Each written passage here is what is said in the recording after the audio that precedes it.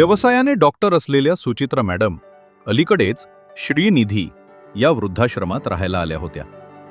तशा अजूनही त्या खूपच ॲक्टिव्ह होत्या. हा वृद्धाश्रम श्रीमंतांसाठीच होता, कारण त्याची महिन्याची फीज मुळी लाखभर होती. पण सुचित्रा मॅडमना ती सहज परवडणारी होती, कारण अजून त्या त्यांच्या इस्पितळात कार्यरत होत्या. तिथून चांगले उत्पन्न मिळत होते. घरी 24 तासांची बाई मिळत होती. पण तरीही त्या श्रीनिधी येथे आल्या होत्या, कारण श्रीनिधीत जो कम्फर्ट होता तो कदाचित त्यांना घरी मिळाला नसता. वृद्धांसाठी तर श्रीनिधी आश्रम नक्कीच स्वर्ग होता.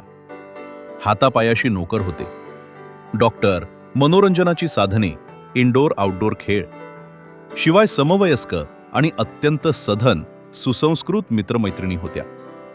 अगदी 6 महिन्यापर्यंत त्यांनाही अजिबात वाटले नव्हते की त्या एखाद्या आश्रमात जातील. त्यांचा एकुलता एक मुलगा श्रीकांत अमेरिकेत मोठ्या कंपनीत नोकरी करत होता. सून एनजीओत अधिकारी आणि 19 वर्षांचा नातू ओंकार. त्यांचे कसे अगदी छोटे समाधानी कुटुंब होते. मुलगा श्रीकांत म्हणतच होता, आई बाबा गेले, आता तू इतक्या मोठ्या बंगल्यात कशी राहशील एकटी, इथे अमेरिकेतच ये ना. पण अजूनही त्या ॲक्टिव्ह होत्या, हॉस्पिटल सांभाळत होत्या. त्यांचे पती लक्ष्मीकांत अचानकच गेले आणि इतका मोठा बंगला खायला येऊ लागला. त्यांची बाग, पुस्तके आणि डॉक्टर लक्ष्मीकांतच्या असंख्य आठवणी, आणि त्यात मुलगा श्रीकांतने लावलेला अमेरिकेत येण्याचा तगादा. उच्च विद्या विभूषित मुलगा, सून आणि ते दोघे डॉक्टर जोडपे, भरपूर बँक बॅलन्स आणि दोघांची डॉक्टर म्हणून असलेली परिसरातली प्रसिद्धी. नाही म्हटलं तरी तीही आयुष्यभराची मिळकतच तर होती. म्हणूनच आता आयुष्याच्या उतारावर इथले सगळे वैभव, आठवणी, कीर्ती हे सगळे सोडून त्यांना कुठेच जायचे नव्हते. पण एकांतवासाचे दुःख होते सोबतीला. नाही म्हणायला त्यांचा नातू ओंकार त्यांच्याबरोबर रोज व्हिडिओ कॉलवर बोलत असे. आताशा तोच काय तो विरंगुळा.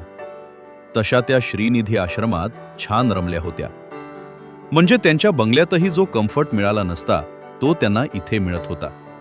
उच्च शिक्षित मित्रमैत्रिणी, आश्रमातले वेगवेगळे उपक्रम आणि त्यांना तिथे डॉक्टर म्हणून मिळत असलेला मान, त्यांना हे वातावरण खूपच आवडत होते. मात्र अधूनमधून त्यांचे पूर्वायुष्य त्यांना खुणावत असे. एकदा त्या अशाच बागेत काहीतरी वाचत बसल्या होत्या. आश्रमातले मित्रमैत्रिणी पण गप्पाटप्पात रमले होते. तेवढ्यात त्यांना हाक ऐकू आली. म्हणून त्यांनी वर पाहिले तर चक्क त्यांचा नातू ओंकार समोर उभा होता. म्हणाला, आजी चल, आपण जरा ऑफिसमध्ये जाऊ, मी तुला न्यायला आलोय, आता आपण आपल्या घरी जाऊ. त्या आश्चर्यानेच उत्साहित होऊन उठल्या आणि ओंकारला घेऊन ऑफिसमध्ये गेल्या.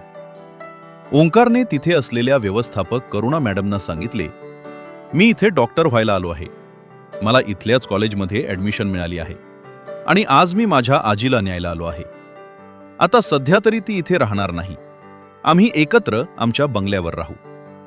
मग तो आजीकडे वळून बोलला, आजी, मम्मी छाया मावशीशी बोलली आहे, ती आपल्या घरी येऊन राहायला तयार आहे.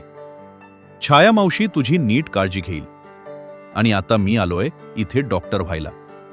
मी तुझ्या मार्गदर्शनाखाली आपल्या हॉस्पिटलमध्ये लक्ष घालणार, त्याची प्रगती करणार. चल आजी, लवकर तुझे सामान घे. त्यांचा त्यांच्या डोळ्यावर, कानावर विश्वास बसला नाही. त्या आनंदाने आवराआवर करायला उठल्या. त्यांचा मुलगा श्रीकांत ही त्यांची खरी मिळकत. अमेरिकेत असली तरी त्यांचा नातू ओंकार त्या मिळकतीवरील व्यास होते. ते त्यांना आज अचानक सुखद धक्का आणि खूप आनंद देऊन गेले.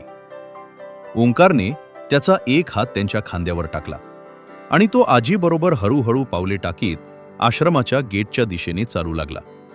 अख्खा आश्रम दोघांना निरोप द्यायला गेटवर जमला होता. डोळ्यातले पाणी आवरत नातवाचा हात हातात घेऊन डॉक्टर सुचित्रा आपल्या नव्या आयुष्याच्या दिशेने चालू लागल्या. मंडळी, आयुष्य कधी कधी फारच विचित्र वाटू लागते. खरं तर परमेश्वराने ते खूपच सरळ आणि सोपे ठेवलेले असते. आपणच विनाकारण गुंतागुंत वाढवतो. आपले बरे अथवा वाईट कर्म ब्रह्मांडात फिरत असते, ते परत आपल्याला गाठतेच. लक्षात ठेवा, जगात प्रामाणिकपणा आणि माणुसकी हेच शाश्वत सत्य आहे. म्हणूनच आयुष्य सुंदर आहे. Life is beautiful.